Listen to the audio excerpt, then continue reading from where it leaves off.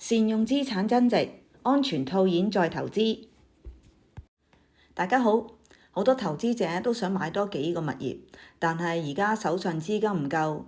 其實如果你而家已經有物業嘅話，就係你最好嘅資金來源。當樓價上升，資產淨值就會增加。你可以透過重新按揭或者加按，將部分物業嘅淨值安全咁樣轉化為資金，咁樣作下一步嘅投資。謹記，聰明借貸唔係指盲目加大槓桿。記住以下3點：第一，供款嘅比率要健康，唔好因為追求投資而壓力太大。第二，利率走勢要評估，未來加息會唔會影響你嘅現金流啊？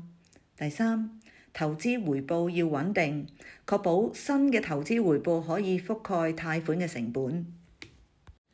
善用資產增值，你就唔需要賣樓，都可以將資金攞返出嚟再賣新嘅資產啦。